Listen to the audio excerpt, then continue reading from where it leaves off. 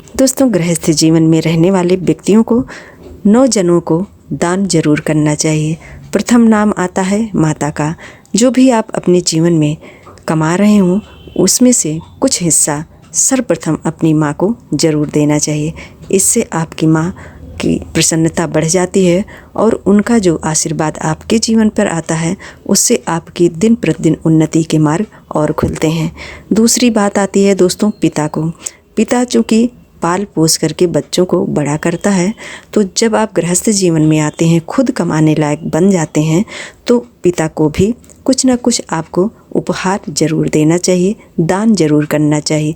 जो भी तीज त्यौहार आए अपनी क्षमता के अनुसार उन्हें कुछ ना कुछ उनके लिए भी आपको जरूर लाना चाहिए, चाहे वो कमा रहे हों ना कमा रहे हों, क्योंकि बच्चों से हर माता पिता को अपेक्षाएं जुड़ी हुई रहती हैं।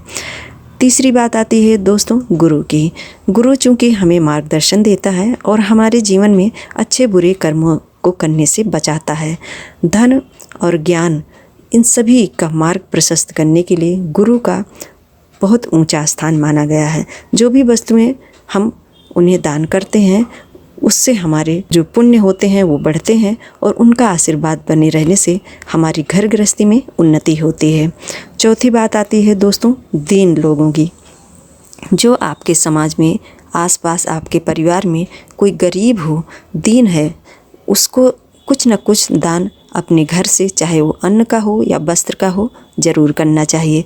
अन्न और वस्त्र से वंचित रहने वाले व्यक्तियों को यदि हम दान करते हैं, जैसे कि ठंडियों के महीने में वस्त्र, ऊनी वस्त्र हैं या अनाज को हम उन्हें दान स्वरूप में भेंट करते हैं, तो उनकी आत्मा और शरीर को जो तृप्ति मिलती है उससे हमारे पुण्यों की वृद्धि होती है। ईश्वर हमारे जीवन में उन्नति का मार्ग जो है वो प्रशस्त करता है।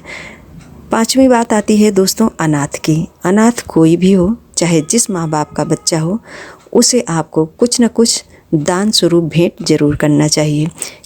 छठवीं बात आती है दोस्तों उपकार करने वाला। यदि आपके जीवन में कोई ऐसा व्यक्ति हो जो आपके लिए कुछ किया हो या जिसके सहारे से आप आगे बढ़े हों, उस उपकार को जीवन पर्यंत इंसान को नहीं भूलना चाहिए। यदि आप उसको अपने मन में धारण करते हैं और जब जब आप उन सभी बातों का सामना करते हैं तो उस व्यक्ति का नाम लेकर के जब भी आप उसको धन्यवाद देते हैं, थैंक्स करते हैं, तो इससे आपके पुण्य की वृद्धि होती है और भगवान की कृपा आपके घर गृहस्थी पर सदैव बनी रहती है। सातवीं बात आती है दोस्तों सत्पात्र, यानी कि जो पूर्ण पात्र होते हैं। पूर्ण पात्र का दान किसी देवालय, मंदिर या प्रमुख स्थानों पर ले जा कर के जरूर करना चाहिए, या किसी ज़रूरतमंद को जिसको उस पात्र की आवश्यकता हो। धन दान कर रहे हो तो योग्य व्यक्ति के हाथ में ही अपनी लक्ष्मी दें। यदि आप कन्या दान कर रहे हो तो आप अपनी कन्या को ऐसे व्यक्तियों के हाथों में दीजिए जो उस कन्या के योग्य हो। इन सभी बातों का ध्यान रखते हुए मनुष्य को जीवन में सत्पात्र दान जरूर करना चाहिए। ती है दोस्तों मित्र के। मित्र जीवन में बहुत ज़रूरी होता है।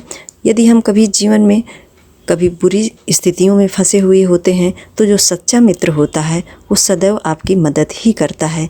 इसलिए मित्र का स्थान जीवन में बहुत ही उपयोगी है। इसलिए अपने मित्र को भी अपने इनकम या अपनी जो भी कुछ आपकी दिन प्रतिदिन जो कमाई हो रही हो उनमें से कुछ हिस्सा उपहार स्वरूप उन्हें दान जरूर करना चाहिए। विनयशील, जैसे कि दोस्तों आखिरी बात आती है विनयशील। मनुष्य को विनयशील जरूर होना चाहिए।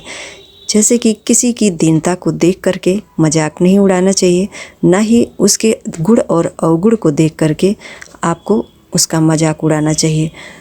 आपसे गरीब कोई हो या आपसे देखने में कोई बुरा हो, ऐसी किसी भी परिस्थिति में हमें किसी दूसरे का मजाक उड़ाने का अधिकार नहीं होता है। ऐसे में यदि आप उसका मजाक उड़ाते हैं तो अपने पुण्यों की क्षय कराते हैं और भगवान की कृपा आपके घर से सदैव के लिए चली जाती है। हमेशा मनुष्य को एक दूसरे के प्रति विनयशील भाव रखने से हमारे क्या है, सभी इंद्रियां हमें सही मार्ग में चलने के लिए प्रेरित करती हैं, तो हमारे घर गृहस्थी की उन्नति दिन प्रतिदिन ज़रूर होती है। दोस्तों, ये 9 तरह की मुख्य बातें हैं जो कि गृहस्थ जीवन में रहने वाले सभी व्यक्तियों को ज़रूर अपनाना चाहिए। हमारी जानकारी यदि आपके लिए थोड़ी सी भी लाभदायक हो, हमारे वीडियो को लाइक, शेयर एंड सब्सक्राइब ज़रूर कर दीजिएगा। जय श्री कृष्णा, राधे राधे दोस्तों।